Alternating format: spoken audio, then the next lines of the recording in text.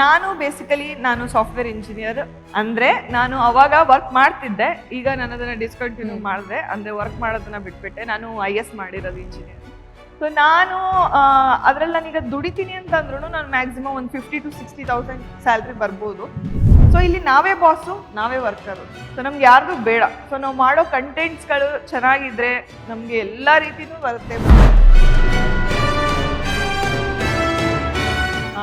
ಹಿಂಗೆ ಬೇಕು ಹಂಗೆ ಬೇಕು ಅಂತ ಏನಿಲ್ಲ. ಈಗೇನು ಸುಮ್ಮನೆ ಹಾಯ್ ಜನರೇ ಅಮುಕು ಡುಮುಕು ಅಂತೆಲ್ಲ ಅಂದ್ಬಿಟ್ರೆ ಫ್ಯಾನ್ಸ್ ಆಗ್ಬಿಡ್ತಾರೆ, ಸೊ ಫಾಲೋವರ್ಸ್ ಆಗ್ಬಿಡ್ತಾರೆ.